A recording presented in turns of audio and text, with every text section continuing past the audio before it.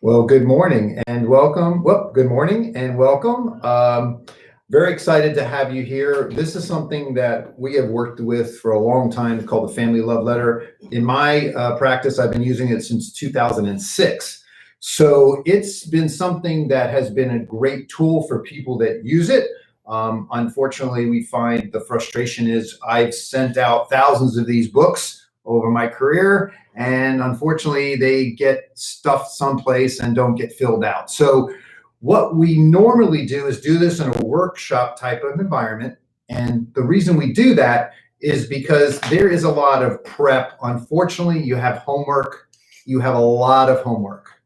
And we know how people don't like homework. And so that's where I think the frustration lies. So we didn't want to just drop right into it. I wanted to try to tell you where we're at right now. We have many people that have requested a copy of this first document. And this first document is just a list. If you make sure to give us your email address, we will go ahead and send it to you. But I think we've had a lot of people who've given their email address, so they should have that document. So I just wanted to get kind of started quickly. Go gather that. If you can't find it, if you didn't realize we sent you an email, maybe go scurry around and try to find that. But Debbie, let's talk a little bit about the why and how you've seen your clients that use the Family Love Letter, how you've seen it kind of work in conjunction with what their estate planning is. Absolutely. So for those of you who are joining us right now, the Family Love Letter is a kind of process of cleaning out your junk drawer and gathering all of your financial data and your personal family data together so that you can pass along like your whole life story in one package to your family. So it helps to preserve your family relationships and provide a lot of information in one location to alleviate sort of the stress and confusion that happens when something happens to you. So it's not just doing your will or your trust that matters. It's gathering together the other information so that in a critical time of need, your family is not confused. They're not trying to gather all of the data that we sent you in the email prior to the seminar at the time when they're facing a grief situation. So for us, filling out the Family Love Letter, which is what we're guiding you through this series of seminars, is a gift to your family in addition to your estate plan. It really works together. So a lot of the stuff that we're going to have you think about here in your data gathering phase is stuff that will translate into your estate planning documents. For example, like today, we're talking about, the advisors and the people that you want to have a copy of the love letter. Let me grab this from you. Sure. So the Family Love Letter is an extensive document, and it's not legal or financial document. It is a document that really, takes care of things in the time of confusion. It goes through your retirement benefits. It goes through where your accounts are located. It goes through, who to call, your banking team, your financial advisor, your attorney, your military benefits personnel. Where are all these things located? As an estate planning attorney, we handle the legal documents. So we handle for you, and we take an inventory of assets when we're funding a trust and things like that. But we don't have an ongoing updated inventory, and we don't go through important questions like, how do you want to be remembered? What is your most important memory that you want to pass on to your family? If you were to die tomorrow, what would you want your family to remember you for? What is the most proud accomplishment you've had in your life? So these are questions and things that we go over in the Family Love Letter that really, work together with your estate plan. So when we go through the process of creating this, we are augmenting your estate plan. So when we finish the Family Love Letter, we put a copy of the entire Family Love Letter with your will, your trust, your power of attorney, and things like that. Correct. And so what I wanted to start with is, first of all, everybody has been dying. I keep showing the book and everybody's been dying to have a copy of it. So how this works in the In world, the COVID-19 world. That's right. In the world that we lived in prior, this would be a meeting we would have, a workshop we would have. The first meeting kind of gave an overview of what to do. We basically had people come back and we broke it into 3 or 4 sections, and we'd physically sit together and work through this. So Here's what we're going to do. We have been really blessed here to have Debbie's firm, Burke Faulkner Law, underwrite this series, and we normally charge for this. The Gulf Coast Estate Planning Council contracts with the people who wrote this book back in 2001. And it's been updated many times, but it's an attorney, Jeff Scroggins, and Donna Pagano, who I've known for many, many years. And so we purchased these books. And so this book will be mailed to anybody who requests it. And so we'll start off, and we'll talk sometime later about how to support the Gulf Coast Estate Planning Council, because we really are trying to get, our mission is to get that 70% of Americans who do not have proper or any legal documents done. So my frustration has always been, hey mom, hey dad, hey wife, husband, we got to go do estate planning. And they go run to Debbie's office. And when they sit down with Debbie's office, the first thing Debbie says is, okay, well, what do you want? What do you want in your estate plan? And that's kind of where we start here. Correct. So let's talk about, well, first part would be on that list that we sent you. And if you didn't, please make sure to email us or somehow get us to know that we can send this to you. Send us your email and we'll make sure to get the sheet. But if you have it in front of you, do not be scared. Here is the sheet. Yes. Do not be scared, because what's going to happen, I want you to picture this process. I want you to picture, we talked about everybody has a junk drawer. I know you have a junk drawer. Okay, so let's pretend that unfortunately you passed away and they're going through your junk drawer and they find a set of keys. Now, logically, those keys are to something. So the person usually takes the key and starts going around and trying to figure out where the key goes. So what's funny about that is, let's pretend we're going through the junk drawers now. Let's go ahead and do it ahead of time. So this list is to say, hey, these are all the things that you're going to need, and don't worry about the book yet, but you need to go gather your stuff. And so the first on the list is my favorite one to talk about, because it probably causes more frustration and arguments and concern, is life insurance. And I can tell you right now, you have stuff either in drawers someplace or in a safety deposit box, which we'll talk about in a second, or you have it in the garage, or it's in that storage unit. But it's going to take you a while to gather all this stuff on the list. Now, listen, you might not have everything on this list. The funniest thing about it is, I know that I put the list together because people forget about stuff on there and they go, oh, I forgot about that. I forgot about this. I didn't remember this. So go through the list. Of course, a lot of it is pretty easy to like figure out. Funeral insurance is very funny to me. We find funeral insurance, and you also find a lot of times people have plots that they don't tell their family about. So again, this data gathering sheet is a master list of kind of taking an inventory of where everything that you own is located, so that we can then properly plan for their transfer of the assets, or help the family guide them during the time of confusion. So for funeral policies and prepaid funeral plans, a lot of times people forget that they have them, or forget to include them with their will or their trust or their estate plan. And then the family comes time and they say, hey, I know my mom or my dad paid for a funeral, but that was back when they lived in Pennsylvania. We live in Florida now. I don't know if they can transfer. I don't know who they called. So things like that, that generally tend to fall through the cracks, and that's not going to be included in your will. Generally speaking, it might say or reference that you have a prepaid plan, but oftentimes it's not listed out in your will. So this would be included in the family love letter that could go with your will, so that you can really guide you in a time of need. So one of the things too that I think is really important to think through as you start to do this process, and if you get really serious about it, this will automatically come to your head right away. You're putting a lot of very sensitive, this is your life story, right? If you do it correctly, this has passwords to the computer. This says where the safety deposit box is. This says who do you want has pallbearers. This gives the person that you trust, right, information on where everything is, the roadmap to your life, so to say. And the interesting thing about it is, think about who you want to have that. one of the things in estate planning always comes in, who's going to be my executor, who's going to be my trustee. Who's going to be in charge? Correct. And normally, again, husband and wife, couples, that's simple.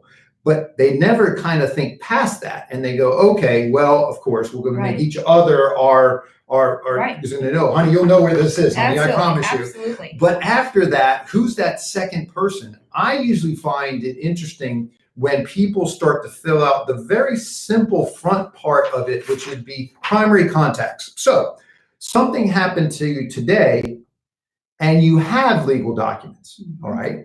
My question comes, who has access to those legal documents? Again, let's try to think of husband and wife. That's the first thing, or spouse, whatever we want, however we want to look at that. But then who's after that? Is it the kids? Is it a CPA? Who else would be that trusted person? Sometimes it can be an advisor as myself, just to know where it is and or be able to say, hey, this is where everything is. A lot of times you have copies, you make copies of this and keep these with the legal documents. That's right. For our clients that fill out the family love letter, we keep a copy of the family love letter with their original documents. So when we get that call from the family, it says, hey, mom or dad slipped or fell, mom or dad's in a nursing home, we need to know where to access money, we need to know where to access the long-term care policy. We have a copy of the inventory and their love letter with their original documents. Yeah, so usually we recommend that that person that's going to be your POA, power of attorney, whether it be the executor, whether it be a trustee, if you have a trust, those are usually the people that absolutely positively have to either know where this is or have a copy of it. One area on the legal side, I know that I've had a lot of clients kind of not understand, talk about the power of attorney. And since the changes in 2011, that document can be a little scary. And also the fact that a lot of people don't realize, but they can also use a copy of that. So right. So in Florida in 2011, the power of attorney statute changed to where whoever you name as your power of attorney is your power of attorney right away. It's a live legal document the moment that you sign it. So before that law took place, a lot of times people would sign a power of attorney that said, I want so-and-so to act on my behalf if I am disabled or I'm mentally unable to handle my finances. That's not the case in Florida anymore. You can have a limited power of attorney. Like, for example, if I said, I want Glenn to sign on my behalf for this particular house closing or something of that nature. But generally speaking, the durable power of attorney covers all of your assets and it's live the moment you sign it. So you have to have basically infinite trust in the person that you name to take care of your affairs because they get the keys to your entire financial kingdom. The person that you are confident will do a good job as your power of attorney is the same person I would recommend that you keep a copy of the family love letter with them on your behalf. I'd also like to just say that this whole process really, I want you to think about it as kind of getting your house in order. It's a preparation to do your estate planning, or it augments your existing estate planning. And that's what this is all designed to do. Yeah, so I want you to picture this if you can. If you're really thinking about this now, everyone has a paper trail, right? And the longer you live, the deeper and wider that paper trail is. So I want you to close your eyes for a minute and ask yourself, I am stressed out thinking about all this stuff I got to get together. What about if the people that care for me, I'm now either disabled or passed away, they're having to figure it out. So my deep passion is to get you to understand that in times of sickness and death, people are just not wanting to deal with an additional level of stress and anxiety associated with figuring out where all this stuff is.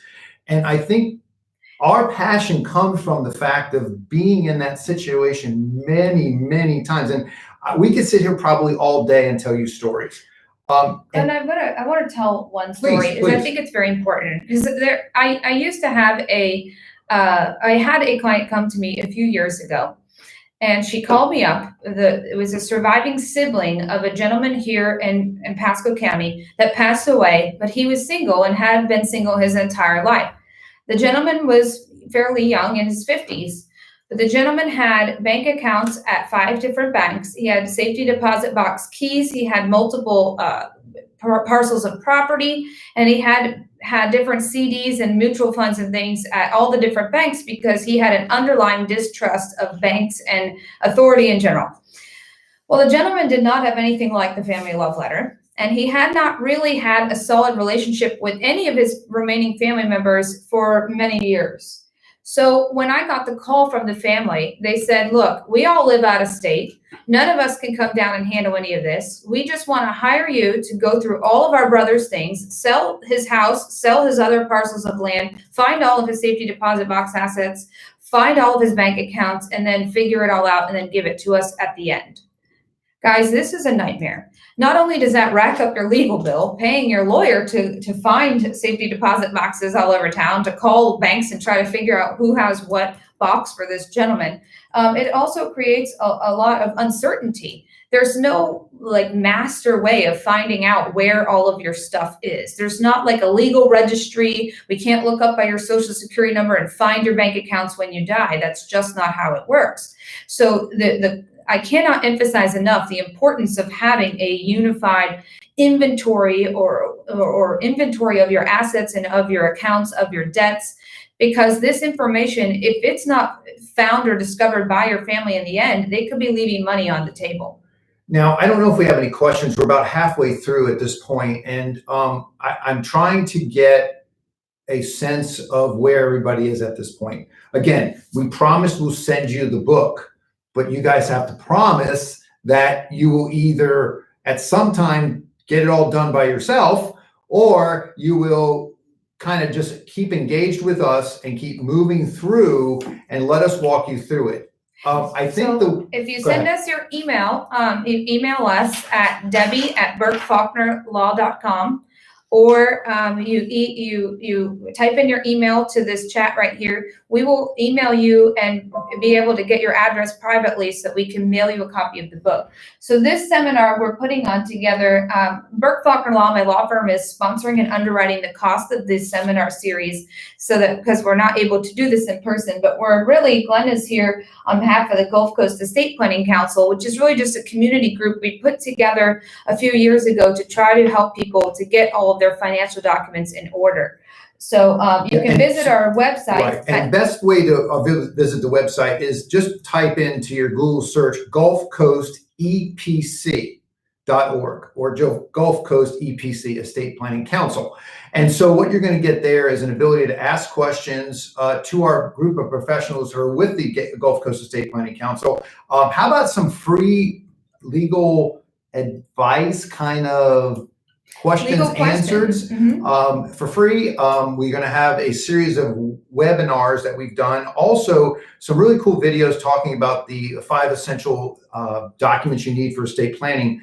And so what we're trying to do here is make sure that we are starting where we need to start, which is gathering everything and asking the hard questions. You know, Debbie, one thing I always flip back to the back part, and I guess I do because I find out that there's so many people who leave this out of their estate planning. They come to you, they've got all their financial house in order, so to say, but they really don't talk about family history, their ethical will. The back part of this to me is so much more important. I always tell a story, and I did on the last webinar. Let's pretend you passed away today and you get to go and write a letter afterwards going, damn, I forgot to say this, that. I really wanted to tell my friends, my family, my kids, my wife, whatever, this information. It probably is not going to be financial in nature. It's probably going to be, I really wish my kids understood that we really love this one specific charity, or I wish they would really know that our family history is such. Or how about how you would like to be remembered? How would you like to be remembered? Or who you'd like to be your pallbearers at your own funeral. It sounds morbid, but guys, this is stuff that your family's going to have to answer for you if you don't answer it ahead of time. I love this one, and there's a list of them under the ethical will part. It says, "It is my hope that my family will use its inheritance from me to accomplish the following / goals, dreams in their lives." Those are the kind of questions that are really priceless, and believe me, have been left out of so many families. When I go see them afterwards, they are saying things like, you know what, I knew my dad was in the war, I don't really know what happened, and or I knew my great great great great great great great grandmother was associated with something. And these are the memories and the history that is lost in a common estate planning approach, which is, hey, let's get our financial things in order. Let's get But our will done. What about our life? And what about all the things that are really important? So I wanted to talk a little bit more about that. That's going to be in the back. Again, this homework can all be done without a copy of this. These are the things that you have to start working on by yourself. We're here to help aid you doing that. I think we have a question. No, I think it was just interest in having us and having Perfect. copies of this Great. document. So Great. we're very excited about your interest in completing this, inventory of your assets. I'd like to touch a little bit on the couple of other sections of the book. One of the sections of the book goes over your advisor information, like I said earlier, but another section of the book goes over your financial accounts. And that's very important because the accounts morph and change. Mm-hmm. And especially for clients who decide that they want to pass everything with a will, it's very, very important. But no matter what the situation, really, that your family knows where to go gather all of your financial information and all the property together to be able to effectuate your estate plan. So a lot of times people think that when they do a will or they do a trust, all their accounts are automatically somehow inventoried. And that's just not how things work. I've had that question over and over. Well, I put together a will, doesn't everything automatically go?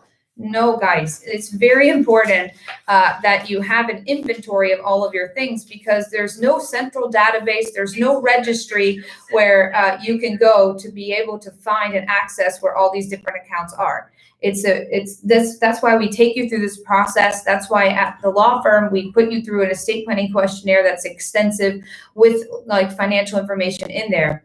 Yeah, one area, I'm going to show you this page here if you can see it. It's called digital assets. It was added to the love letter because, let's think about this, how many clients don't get paper statements anymore? So we have so many clients that are online right now. And so now we talk about, okay, we'll go get your statements. And they go, well, I don't have any statements. Mom, Dad did everything online. Well, then the next question comes, okay, well, what's the password to the computer? And how many different banks do they have CDs in? So the digital aspect of it is extremely important. And here's my biggest concern is people fill this out at this time and they've got it done. And then they have to change their passwords because a lot of places make them change their passwords on a regular basis. And they crack open the love letter and they're not updated. So we have a lot of different situations that this is a live document and a lot of the areas have to be updated. We do have a question.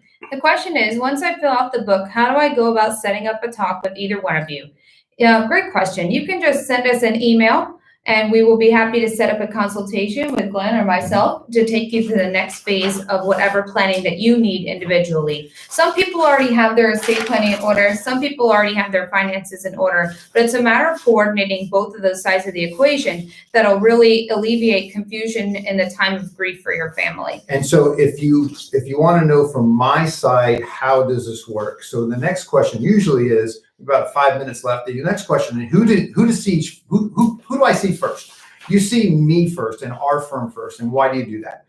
We are going to help you gather everything.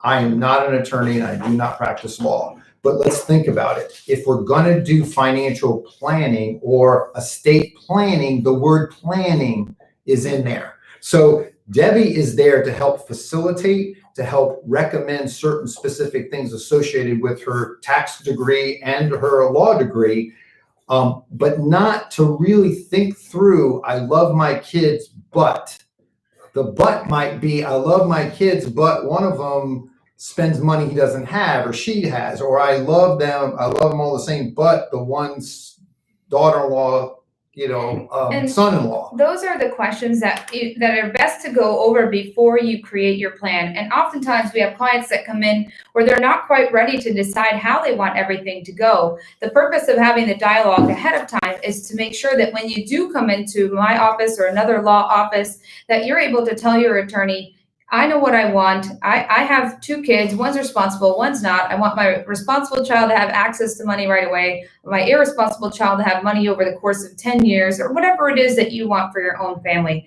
And I want to make a quick comment about how, again, the data gathering process. Back in the old days, guys, I do probate law as part of estate planning and probate. When somebody died back in the day, I've been a lawyer 11 years. Now, so it isn't all that. It's more and more as time has gone on in my career. People are doing everything digitally. Back in the day, we used to look through people's mail to find out what assets they had and what debts they had. That's just not available anymore, which is why the digital assets section of this should be filled out and updated. There's a question, and we're getting close to being done here. What is Glenn's firm and email address? Okay. I'll tell you what, here's what we're going to do. We try to do everything through the Gulf Coast Estate Planning Council. So I'll give you a phone number to call. It's 727-200-6009. That's 727-200-6009. That's the Gulf Coast Estate Planning Council. Understand what we're doing. And Glenn answers that phone. I am the director of community, blah, blah, blah. And so we can talk about what that is. We have myself and other professionals who donate their time to the council to try to get people with the right type of professionals that'll help them. We have a couple of minutes left. The other thing I wanted to do an interesting conversation is 2 things. Again, subscribe. We're going to be doing these once a week. We have another cool one on Thursday that Debbie's going to be doing, talking about asset protection, and where I work with a lot of closely held business owners, and they're just scared to death about what's going on, and they're worried about protecting their business and their personal assets. So that'll be on Thursday. But 2 things: subscribe. What do I mean by that? Subscribe so that we have the channel, our YouTube channel, so that we can continue to give you more information and get it out to you. Debbie is underwriting for right now these books, so we can get that to you. The other thing about meeting with me before an attorney, I'm a lot cheaper. So what I find a lot of people who do estate planning is they have sticker shock, right? Well, guess what? Talking about your son, whatever, with her is a lot more expensive than talking about one of those people from the Gulf Coast Estate Planning Council. So I think we're about done. Any more questions? I think that's it for today, guys. In the next sessions, we'll be going over your family mission statement, your ethical will, your family history and how you'd like to be remembered, and then going over a little bit more deeper dive into your data gathering and where that information goes. And so we'll hope that you'll tune in next time. We'll be doing our next family love letter next week. Thanks, guys. Have a great day. Bye.